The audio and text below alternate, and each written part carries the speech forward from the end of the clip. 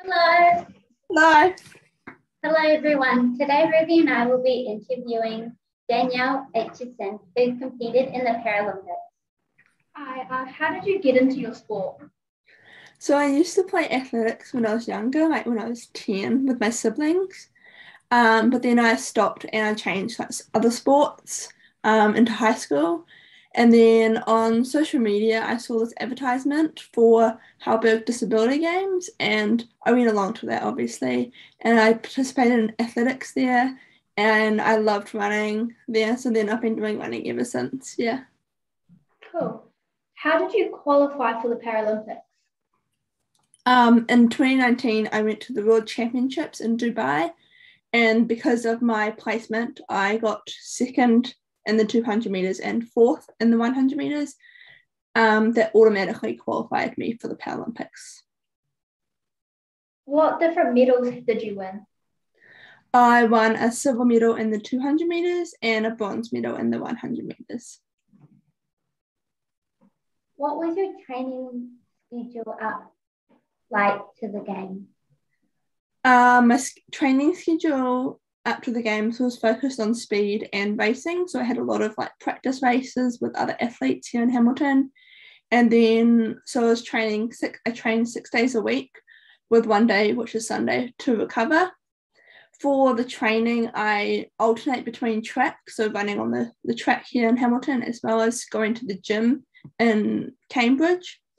Because Japan is a very hot country and it was wintertime here in New Zealand, I also had to do some heat training up to the games. So I had to like sit in hot spas and saunas as well.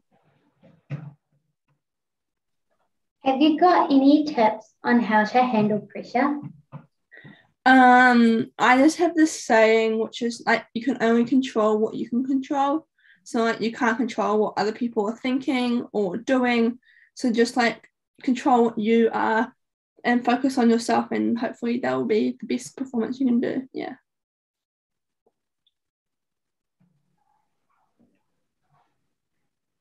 What would you say to your younger self with what you know now?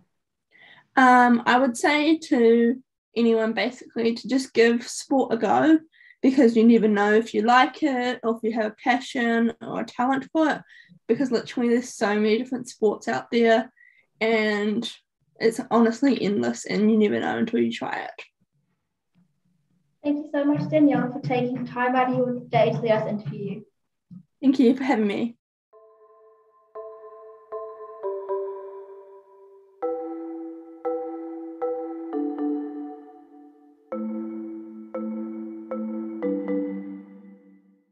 St George's School. Today we will be interviewing Peter Clifford.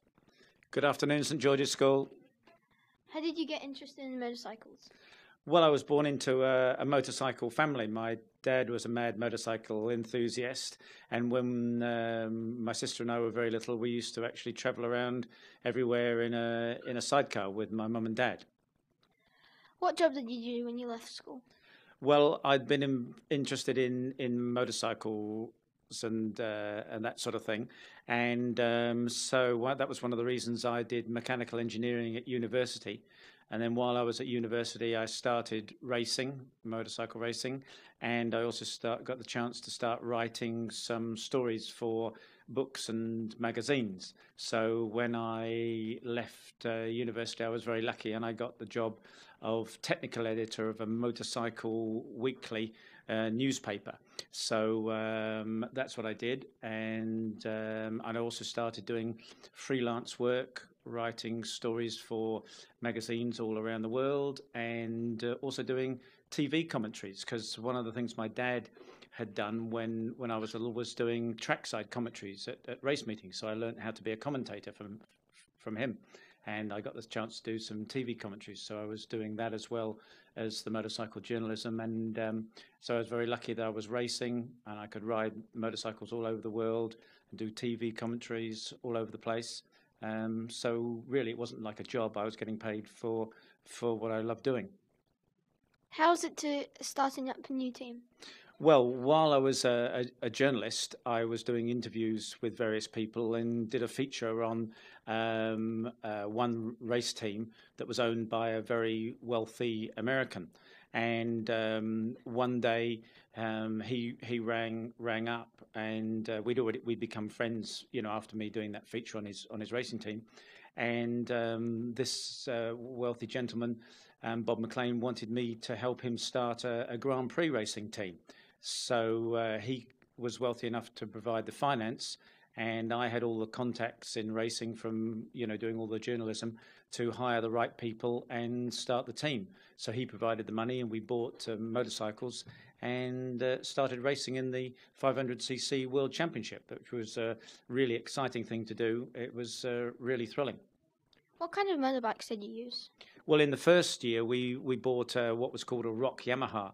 The Yamaha motor company had started making engines to provide to a couple of manufacturers so they could produce racing machines, and we could just buy one of those, which was quite unusual at the time, but they'd started this initiative. So we used a 500cc Rock Yamaha and entered it in the World Championship.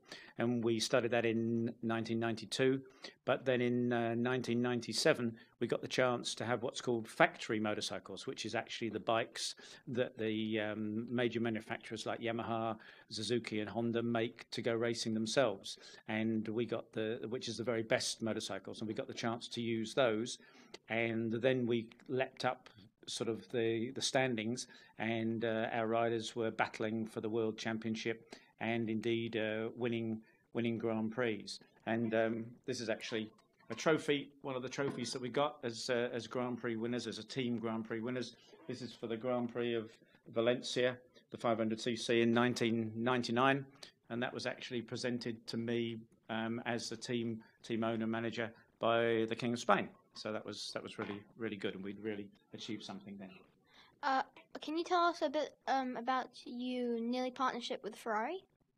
Oh, well, at one point after we'd won this championship, and in 2002, the rules changed for motorcycles, and they changed from being 500cc two-stroke machines. They were going to become four-stroke machines, and so that required making new engines and completely new motorcycles.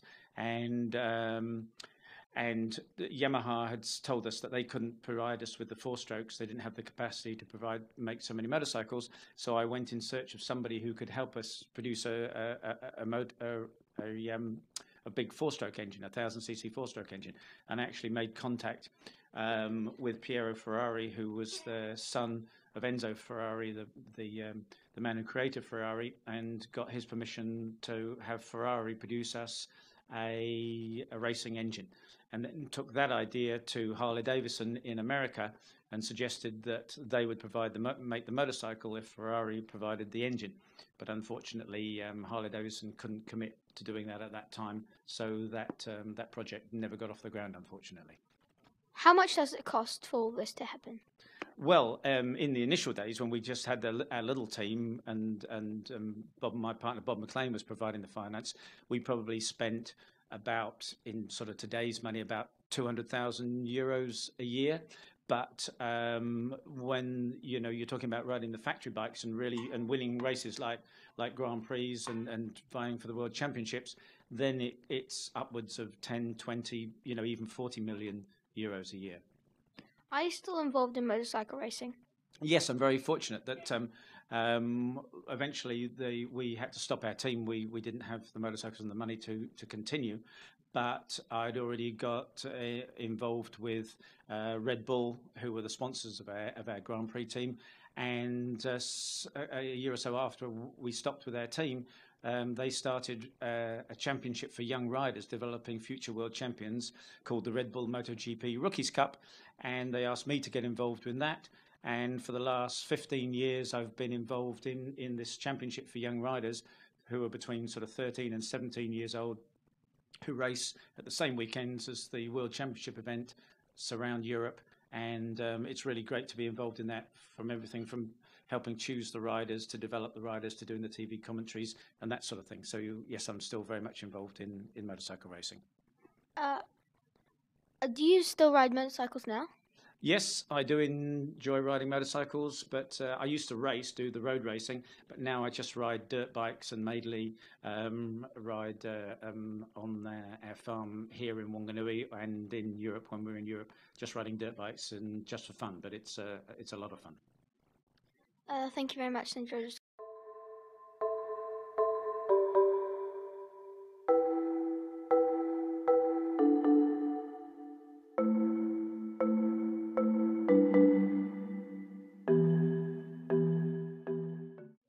Hello everyone, today we are interviewing Mr. Smith about the upcoming St. George's chess competition. When is the chess competition? Hey guys, so it has begun for the juniors already. Mr. Hayward is running that sided event and I'm going to run the senior sided event. Okay, we're going to try and get it running off as quick as we possibly can. Okay, so it is a continuation from term 3 before we went into lockdown. So we have all the names and everything else and the draws are in the classroom. And check the sports notice board because the names and events will be up there too, okay?